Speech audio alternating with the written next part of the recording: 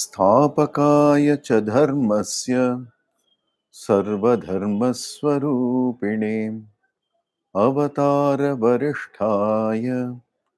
रामकृष्णाय ते नमः। जननीं शारदां देवीं रामकृष्णं जगद्गुरुं पादपद्मे तयोः श्रुत्वा प्रणमामि मुहुर्मुहुः। नमः श्रीयतिराजाय विवेकानन्दसूरये सच्चित्सुखस्वरूपाय स्वामिने तापहारिणे योगानन्दः प्रेमानन्द चान्ये वै च पार्षदाः रामकृष्णगतः प्राणाः सर्वांस्तान् प्रणमाम्यहम्.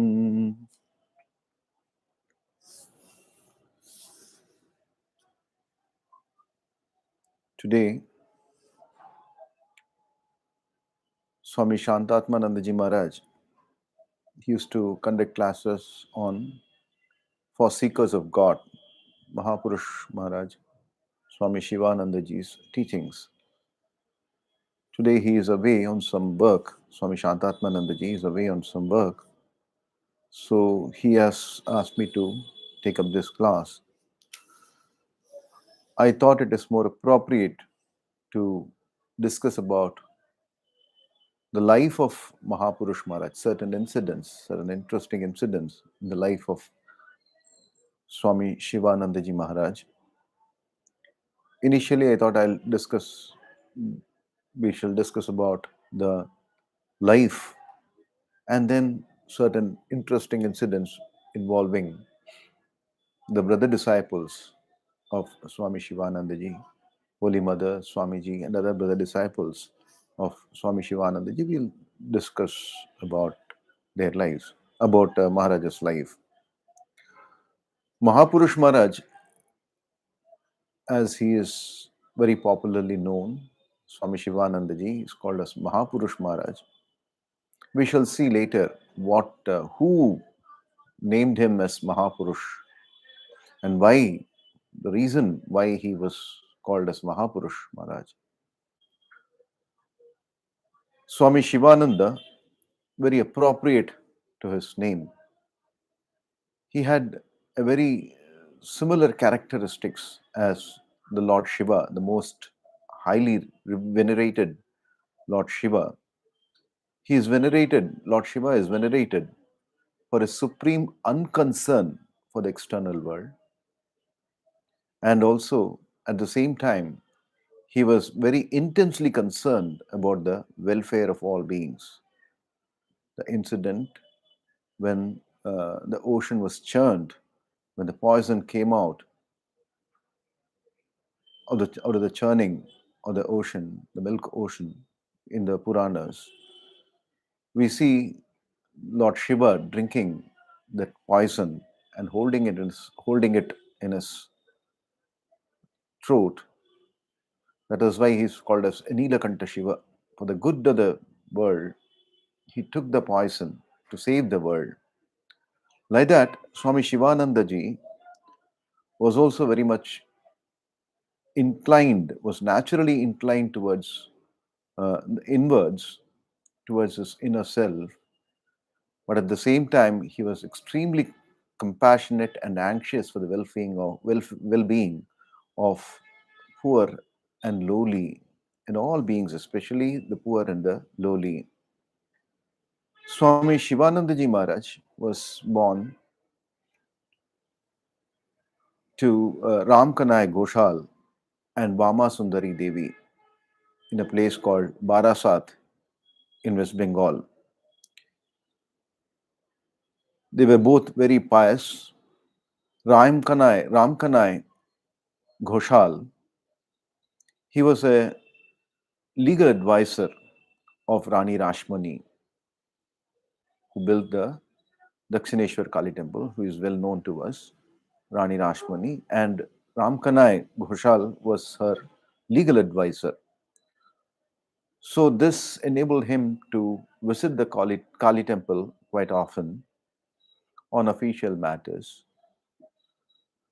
And during such visits to Dakshineshwar, he met Sri Ramakrishna and he was acquainted with Sri Ramakrishna. In fact, the purity and the piety of Sri Ramakrishna drew him, very much attracted Ramkanai Ghoshal. So he used to visit him whenever he visited the Kali temple at Dakshineshwar.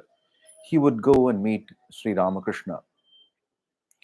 And this was sometime in the middle of the 1850s when Sri Ramakrishna was swept away by a storm of spiritual current.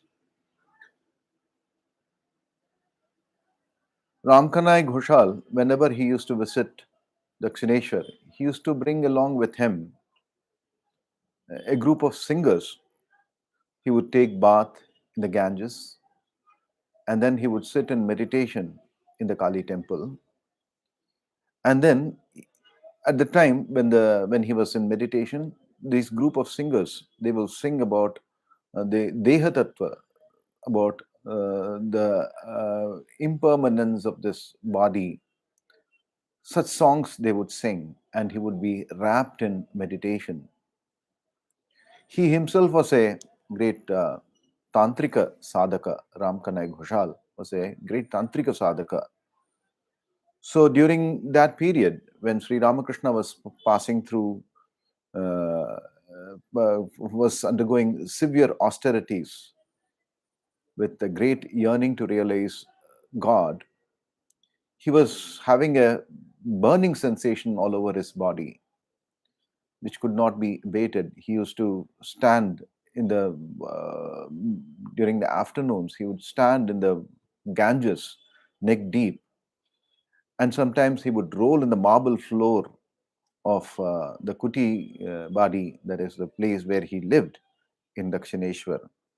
He used to roll on the marble floor, the cold marble floor, to keep himself, I mean, to seek relief from this burning sensation which he used to experience during that period because of the intense yearning for God. So at the time, Ramkanai Ghoshal, he approached Sri Ramakrishna approached Ramkanai Ghoshal, and Ramkanai Ghoshal suggested a remedy. He asked him to wear a Ishta Kavacha, tabij. In Bengali, they used to call it as tabij. So he asked him to wear an Ishta Kavacha on his arm, and magically this solution worked out for Sri Ramakrishna, and he was relieved of this burning sensation which he was experiencing during that period. Vama Sundari Devi was also a very pious lady. She was very much devoted to Tarakeshwar Shiva. The first child, Ramkanai Ghoshal and Vama Sundari Devi had, was a girl child. So she prayed to Lord Tarakeshwar Shiva so that a son may be born to her as the next issue. So her intense prayer was answered by the Lord Shiva. He appeared to her on a dream, and then he said, a boy child will be born to you, and he will be very spiritually advanced. And in answer to her prayers, a boy child was born, and they named this child as Taraknath, Taraknath Ghoshal. He became Taraknath Ghoshal. Swami Vivekananda, when during his lectures about the women of India, he used to say, he used to quote from the Manusmriti and then say that uh, a child who is born out of prayers through austerities, praying to Lord, and thus a child being born is born. He is a true Aryan. a noble person. Aryan means a noble person. He is a true Aryan or a noble person who is born out of prayers. Marriage is not for sense enjoyment. It is to, uh, to continue the progeny. One should give birth to children, and the child should be born out of prayers to the Lord, so that a noble child is born and he becomes useful to the society. He contributes to the good of the society. So this was the idea in the ancient Manusmriti, that a marriage is not for sense enjoyment. Similarly, we see here Vamasundari Devi and Ramkanai Goshal. They intensely pray to the Lord, and a pious child was born to them in the form of Taraknath Goshal. Ramkanai was a very generous person. He was a lawyer. At the same time, most of a large part of his earning he used to spend on charity. He used to serving poor people, serving holy men and helpless people. That way, he spent most of his a sizable portion of his income. They used to maintain about 25 to 30 children in their house. They bring poor children, they used to bring them up and then educate those children. And Vamasundari Devi, she used to herself cook. Ramkanai did not want to employ a cook. He would ask Vamasundari herself to cook for the children and feed them. And Taraknath Goshal, Taraknath, Mahapurush Maharaj, as he was called in younger days as Taraknath, Taraknath was brought up one amongst those 25 or 30 children. They did not pay any special care to Taraknath Goshal, he being their son. He was not given a special attention. He was brought up as one amongst those 25 or 30 children whom he brought up in their house. And other neighbors, they would say, you should give some attention to the child. In reply to that, the Vamasundari Devi, she would say, why, it is the Lord himself who is born, who has given me this child, and he will take care of it. So she would not pay much attention to those words, and she would carry on with her daily chores as usual, serving all the 25 to 30 children they took care of.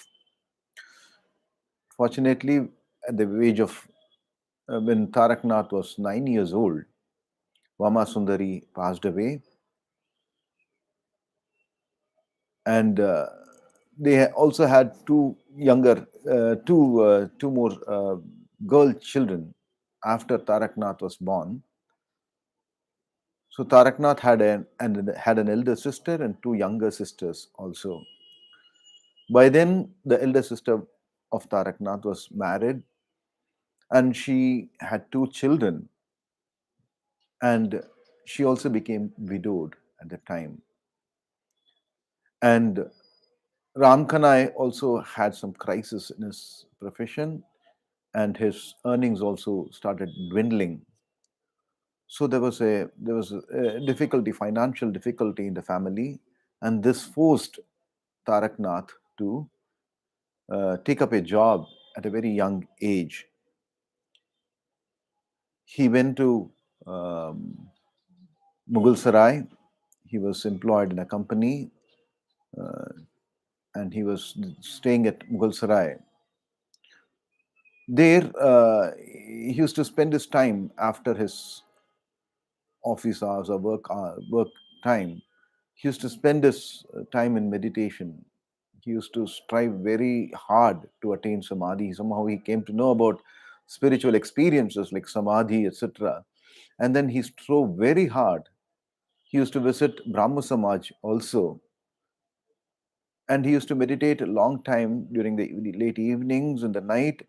And then he would say that he strove very hard to attain samadhi. So he, being a regular visitor to the Brahma Samaj, somehow came to know about Sri Ramakrishna, and one of his friends brought him to Sri Ramakrishna. The first meeting took place actually in Ramchandra Datta's house Swamiji's uncle Ramachandra Datta, a great close devotee of Sri Ramakrishna. So Sri Ramakrishna visited Ramachandra Datta in his house in Calcutta, and Taraknath, coming to know through his friend that Sri Ramakrishna is visiting that place, he went to meet him. There, he saw Sri Ramakrishna in deep ecstasy. He was talking to the devotees on the subject he was very much interested in, that is a samadhi. He was talking about Nirvikalpa Samadhi. He was talking about it, saying that it is very, very difficult for an ordinary person to attain. And the body falls off if one remains in Nirvikalpa Samadhi for 21 days at a stretch. So all this, all this brought a lot of interest to Taraknath Ghoshal. And a few days later, on one particular Saturday evening, around when it was just about to be dusk, he, along with a friend, took a boat and reached Dakshineshwar, where Sri Ramakrishna was staying. So it was at the time of dusk they reached, and Sri Ramakrishna was seated in his room. It was dimly lit, and Sri Ramakrishna was in a very serene mood, was sitting in his room alone, all alone, was sitting cross legs on a cot. And Taraknath Ghoshal, with his friend, he came to that room, and then they offered pranams to Sri Ramakrishna. Sri Ramakrishna just patted him on his head with great affection. Shivanandaji later on, he says, he felt as if his own mother, he had lost his mother, the motherly affection. A child, when it loses its mother at a very young age, a great loss it feels about the lack of motherly affection. It really feels the lack of that. So once he came in touch with Sri Ramakrishna, when Sri Ramakrishna touched him very affectionately, he felt that motherly love. He said, I felt that it is his own mother. Sri Ramakrishna was his own mother, as if it was his own mother. And Sri Ramakrishna inquired about him, coming to know that he is a son of uh, Ram Kanai Ghoshal, whom he had been acquainted with long back. And he also described about the Ishtakavacha, which Ram Kanai Ghoshal had prescribed to him to relieve him of that burning sensation. And Sri Ramakrishna also could identify his own close devotees, the future bearers of his message to the world. He could, because the mother had shown him who all will be coming to him when he was saying, "Where are, oh, my child, where you are? When are you coming?" That kind of a yearning was there in Sri Ramakrishna when he called upon the mother. She had shown to him the future devotees who would be coming. So one after another, when they came, he could immediately identify them. Sri Ramakrishna inquired Taraknath Ghoshal whether he had devotion to God with form or without form. Taraknath Ghoshal used to visit the Brahma Samaj. Brahma Samaj, they worship God without form. So naturally, his inclination was towards God without form. He said that. Then Sri Ramakrishna said, "You cannot ignore the divine power, the Shakti, divine Shakti. You cannot set aside the divine Shakti. You should also have faith in the Shakti, the power of God, which is manifest as this universe."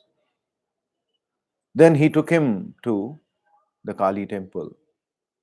Sri Ramakrishna offered pranams to Mother Kali, and initially Taraknath, he also he felt some kind of an hesitation, because according to the Brahma Samaj, one has to sign a kind of agreement that they will not worship God with form. So naturally, there was a hesitation whether he is transgressing truth by offering pranams to an image of God, which is against the principles of Brahma Samaj. So, after initial hesitation, then he thought, however, see, if God is present everywhere, he must be present in the image also. So, what stops him from offering pranams to the image, the God in the form of the image? So, then he offers pranams to the Divine Mother and comes back. And then he starts visiting Sri Ramakrishna at Dakshineshwar quite often, and the intimacy with Sri Ramakrishna deepened, and Sri Ramakrishna was also guiding him in a spiritual journey. One day, Sri Ramakrishna called him alone and then wrote something on his tongue. That was kind of an initiation which Sri Ramakrishna gave to Taraknath. And Taraknath immediately went and sat in the Panchavati, and then he went into deep meditation. He was wrapped in deep meditation. And after that, his yearning to realize God, it intensified, and devotion to the master also grew hundredfolds after that experience, after Sri Ramakrishna initiating him. Sri Ramakrishna also used to guide him. Once there were a group of devotees sitting in his room. Sri Ramakrishna was talking about God, and Mahapurush Maharaj was also there. Taraknath was also there amongst the devotees. His mind was, I mean, he was so much attracted. He was so much attracted by the beautiful words which Sri Ramakrishna was uttering about God, and he started noting down whatever he was saying. And he was looking very intently at what Sri Ramakrishna was saying so that he could note down. Sri Ramakrishna noticed this, Thakur. He noticed Taraknath so intently listening to him. And he said, "Why are you so intently looking at me, listening to me, and then you're writing down something? This is not for you. You're already assigned this sacred duty to Master Mahashaya, Mahendranath Gupta, who recorded all the teachings of Sri Ramakrishna. So that was not the role which Shivanandaji has to play. So he said, this is not, he dissuaded him, saying that this is not what is expected of you. And then and there, Taraknath gave up this noting down. And Taraknath used to play tabla. He wanted to learn tabla further. So once at Dakshineshwar, he was practicing playing tabla. Then Sri Ramakrishna said, "No, it's enough, you have learned tabla.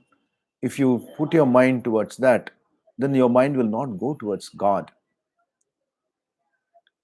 His own close devotees, whom he had chosen to they would spread the message to the world, he was shaping them up in a way he wanted. Earlier, also in one of the occasions, one of the occasions, Shashi Maharaj, Swami Ramakrishna, he was talking to Swamiji, and Swamiji was talking about the Persian poets, their Persian poems. Uh, Mostly, I mean, it was a spiritual on spiritual subjects. He was so whatever Swamiji speaks, he speaks so high that impressed Ramakrishnanandaji. He also felt deeply attracted to learn Persian and then try to understand these poems. So he brought so many books on Persian language, and then he started learning that. And once in Dakshineshwar, when he was having some time after talking to Sri Ramakrishna or meditating, uh, he was spending some free time in Dakshineshwar. During those free times, he used to read this Persian language. So Sri Ramakrishna once he called Sashi Maharaj.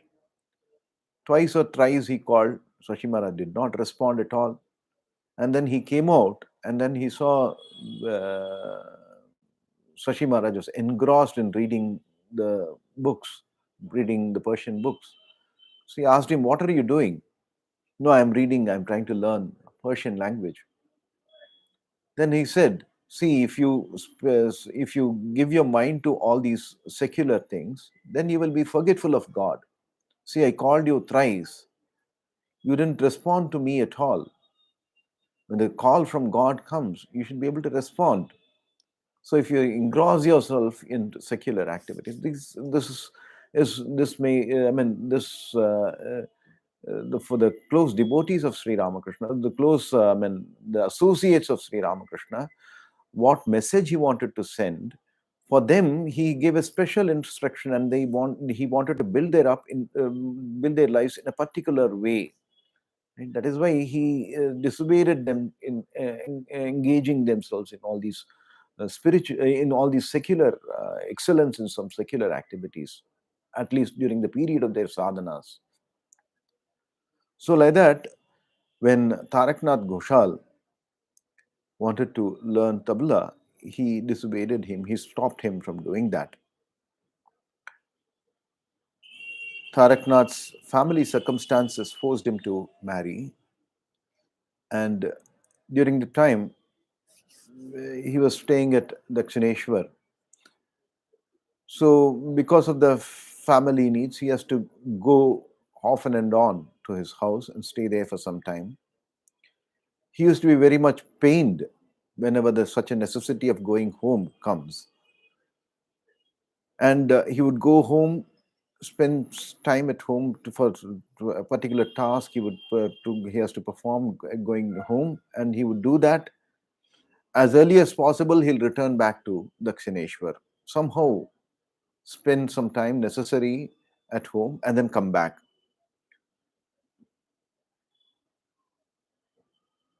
He was even during his that period when he was just married, right? He maintained a pure and purity, right? Chastity and purity, and also he kept up that intense yearning for God. Once he prayed to Sri Ramakrishna, "See, I should not be attracted to my wife, physically be attracted to my wife. So please save me from this worldly bondage." Then Mahapurush Maharaj later on, he says, he taught him some rituals mm, to overcome this passion, bodily passions. And after performing this thing, he was freed of those passions, worldly passions. And later on, when he recounted this to Swamiji in presence of Swamiji, after a few years, his wife also passed away, and the only bondage, the only obstacle that was on his path, on his journey, the path of renunciation, that was removed, and he became relieved, and he renounced the world. And then he continued he started staying at Dakshineshwar, and later on, when the monastery was formed, he was the first member to join the monastery at Baranagar. All this happened. So when this incident was discussed later on amongst the brother disciples, Swamiji was there. So when he was saying that even in the married life, he was maintaining his purity. He was not physically he was not physically he was not having the physical passion towards his wife. So he was not snared by the world. Swamiji was saying, "Oh, only great Mahapurushas can do it. You are a Mahapurusha," he said. And from then on, All the other brother disciples also started calling him Mahapurush. A Mahapurush, they used to call him. So that was how he was called Mahapurush Swami Shivananda, Mahapurush Maharaj, we used to call him. So when during the last illness of Sri Ramakrishna, Mahapurush Maharaj also came and stayed at Kashipur and served the master. And after the passing away of the master, he went on tapasya to Vrindavan.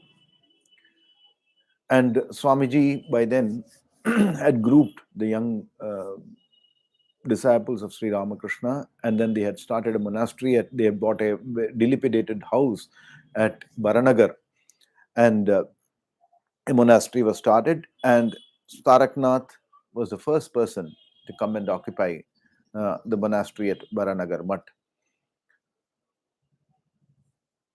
Sri Ramakrishna was a great adept. He was an adept floralist, like a floralist who gathers flowers of different kinds, different colors, different fragrances, right? And puts them as the form of puts them together and forms a bouquet.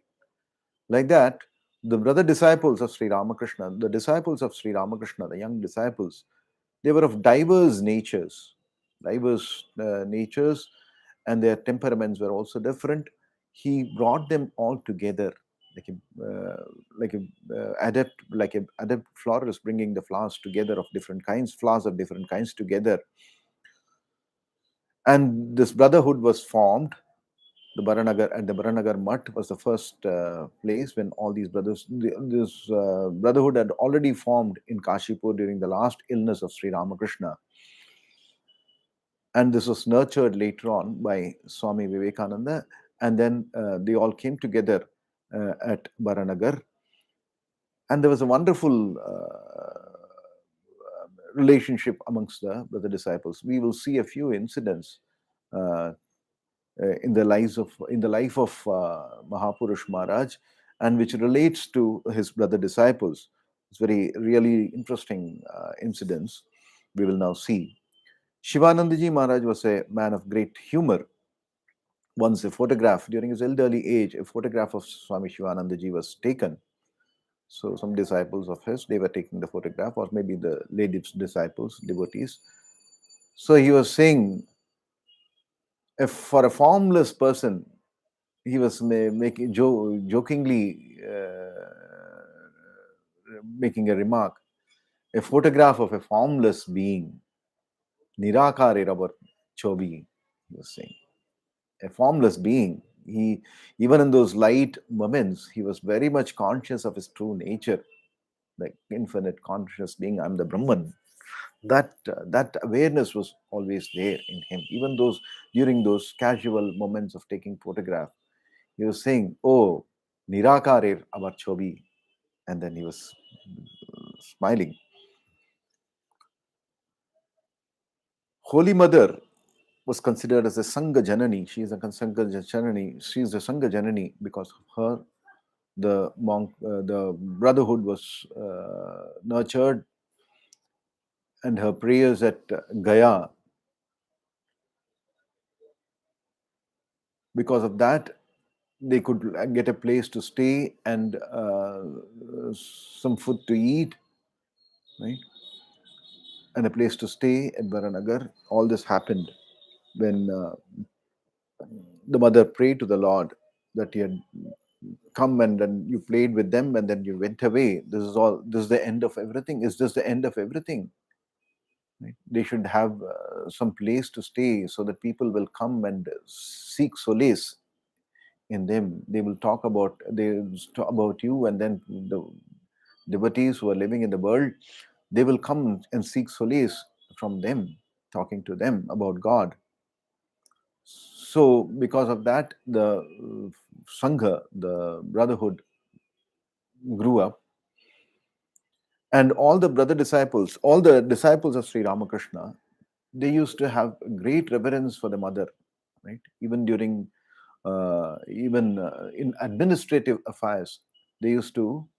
She was their spiritual guide also after the passing away of Sri Ramakrishna. Not only that, during some administrative crisis, they would seek counsel, her wise counsel. They would approach her and seek her wise counsel. So once, when there was plague in 1898, Swamiji had published a manifesto and then seeking funds to do the relief work to save people from this plague. Not enough funds were coming, and Swamiji was thinking of selling away the land which had just been purchased at Belur. So he said, "We are all monks. We can beg our food, and then we can stay underneath a tree. So why should we need a permanent place to stay? Why should we need a monastery? We will sell off this land," he said, "so that we can help the poor people who are suffering in plague." Then Mahapurush Maharaj and others were there. Mahapurush Maharaj said, "Why don't we ask the counsel of the Holy Mother? She is staying right here in Bagh Bazaar. Why don't we go and, not in Bagh Bazaar, somewhere she was in Calcutta. So why don't we go and ask her counsel? Probably in Bagh Bazaar only she was staying at the time." So they all went to the Holy Mother, and Holy Mother was saying, "How can you sell it? This land is not yours. It's Thakur's. It's not your land." She told this to Swamiji. "See, you may live on begging and you may live under a tree, but such hardships are not possible for the newcomers who will be coming in future. This monastery is not just for you. This organization will go on. Many will come, right? And for that we need this mud. And this is not yours. You cannot take an independent judgment and then sell it. Okay? You can not take an independent this thing and sell it. You don't have any right to do that," she said. On another occasion, when Mahapurush Maharaj, he was a manager of the mutt then, he the day-to-day affairs, because Raja Maharaj was the president, and the day-to-day affairs, the working of the temple, worship, the responsibility of the worship being properly conducted at the temple and other activities taking place, all this was overlooked by Mahapurush Maharaj then. So one of the monks, he committed some mistake. He did not do his assigned duty properly. Probably he was working in the temple, and then something he did not do as it has to be done. He had not followed the norms. So, fearing that Mahapurush Maharaj would scold him, he went away. Went away to Jairam Bati, and then he surrendered himself to the mother. He said the mistake. He told her about the mistake which he had committed, and just fearing Mahapurush Maharaj, I have just run away from the mutt and I've come to you. Then mother kept him for a few days, and then sent him back, writing a letter to Mahapurush Maharaj. He had committed a mistake. Please excuse him this time, and then accept him and ask him to continue with ask him to continue to stay in the mutt. Then Mahapurush Maharaj, when he saw this young sadhu or brahmachari who returned back from the Rambati, he said, "Oh, straight away you went to the High Court to complain against me." He said, "Oh boy," he was very affectionately he called that young monastic member, and then said, "Oh boy, you went there straight away to complain against me," he said. And then the sadhu continued to stay there. And Swamiji, he looked upon Swamiji as verily as Shiva. This conviction he had because of the experience once he had when they were in Kashipur serving the master. At Kashipur Garden House, all the brother disciples, young boys, they were all staying together. And then they used to sleep under one mosquito net. A big mosquito net was there, and under that they would sleep. And Swamiji was sleeping beside him that night. And suddenly, in the middle of the night, he saw there was light everywhere, so very much a lot of illumination around, right? And then he turned around and saw Swamiji was not there. He was seeing so many Shivalingas around. Then he remembered, oh, Swamiji was Vireshwara Shiva. Right? He was born out of prayer to Vireshwara Shiva at Kashi Shiva, Vishwanath. So he's Vireshwara, his name is Vireshwar. So he's verily Shiva indeed. And that night he could not sleep. He did not even lie down. If he slept, he thought by mistake he would touch the body of Sri Rama, of Shiva himself in the form of Swamiji. So that will be desecration. So he said he did not sleep at all. And from then on, he had a great conviction in his heart that it is Shiva himself who has come as Swamiji. And with Raja Maharaj, he had very loving and wonderful relationship with Raja Maharaj. A long period he spent with Raja Maharaj at the Mutt. So one of the young sadhus, he once remarked at Mahapurush Maharaj, saying that you are a yes man of Raja Maharaj, Swami Brahmanandaji. So whatever Brahmanandaji says, you will say yes only. Yes. He said, Mahapurush Maharaj then said, what do you say? You look upon Raja Maharaj as Raja Maharaj only. But I see Raja Maharaj as only an outer covering. I see inside, it is all in all, Thakur, Sri Ramakrishna is only there in the form of Raja Maharaj. Externally, he appears as Raja Maharaj. This is our attitude towards Raja Maharaj, he said. Many interesting incidents are there. Raja Maharaj and Mahapurush Maharaj, they used to converse after a long time, for a long time. Sometimes they used to sit together and converse for a long time. So the atmosphere was so charged, nobody would try to, no other monk would try to approach them during that period.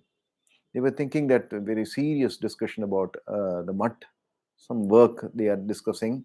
So they did not want to disturb them, or they felt also slightly afraid when such an intense atmosphere was there when they used to converse.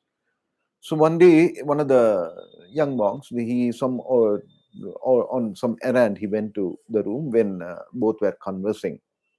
Then Mahapurush Maharaj was remarking to Raja Maharaj, see, even these days I see Thakur. If I had not, if I don't get the vision of Sri Ramakrishna these days, then life will become very miserable for me, he was saying. Then this young monk was so much when, became the atmosphere was so intense that he could not bear it. He simply did the little work which he had to do and then came out of his room. And in regards to the work in the mutt, Raja Maharaj very often would consult Mahapurush Maharaj. And if Mahapurush Maharaj had to carry out some work, he would say, take permission from Raja Maharaj and then do it. Such was a very loving relationship that they had. Once, during Mahapurush Maharaj's stay at Belur Mutt, he was the manager there. This was when Premanandaji was earlier looking after the day-to-day affairs as a manager previously. After the passing away of Swami Premanandaji, Mahapurush Maharaj took over his work and then he was continuing that. So during Premanandaji's time, a lot of devotees used to be fed during the noon time with the prasada of Sri Sri Thakur. They used to be fed sumptuously. So a lot of people used to come, even non-devotees, ordinary people will also come. And whoever came, they used to be fed. This feeding of these devotees or so-called people who used to come to the mutt for food, this would go on throughout the afternoon. This created a lot of problems amongst the workers, monastic workers, because there was no time limit and a lot of people would come, and it created a lot of inconvenience in the functioning of the mutt. So they all complained to Mahapurush Maharaj about this. So Mahapurush Maharaj said, okay, let us stop feeding the people in this indiscriminate manner. Whoever takes permission beforehand, we will feed them, and we will limit it to a particular time. And I mean, it should not go on forever. It should not go on for unlimited period of time. That is afternoon, sometimes stretching up to evening also. Such a thing should not happen. So Raja Maharaj was not there at the time in the mutt. He had gone somewhere elsewhere in Kolkata only. So Mahapurush Maharaj, don't tell Raja Maharaj about this. We'll stop this. Later on, we'll see what happens. When Raja Maharaj came to the mutt, Mahapurush Maharaj was innocence personified. Such a simple child. He first thing he said about this was, "We have stopped this feeding this people. This had caused great inconvenience amongst the monastic workers and other people here in the mutt, and it is disturbing the work. That is why we stopped feeding indefinitely for indefinite period every day." And Raja Maharaj was so happy. Even I was thinking about it. It's good that you stopped it. It's causing a lot of inconvenience amongst the people.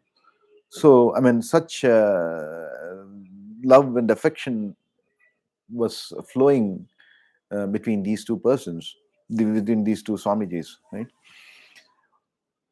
And one more very funny incident. Raja Maharaj, he was very fond of fishing in the pond. There was a pond in the southernmost corner of the mutt. So every day he used to go, and with a angle with a fishing rod, he would sit on the banks of the pond, and then he would put the angle in this thing in the water, and then he liked that. It was a hobby for him. This Mahapurush Maharaj somehow did not like. He being a president of the order, and then spending time with a fishing rod, sitting in the pond and catching fish. What will the people think? A president of the order, he's spending his time on fishing. So he used to be very annoyed at it. And Raja Maharaj also was very much afraid of Mahapurush Maharaj in this regard. So sometimes what he would do is he would send this fishing rod, etc., through one of the younger monks, and then he will walk in front of Mahapurush Maharaj, shaking his hands like this, as if showing that nothing is in his hands.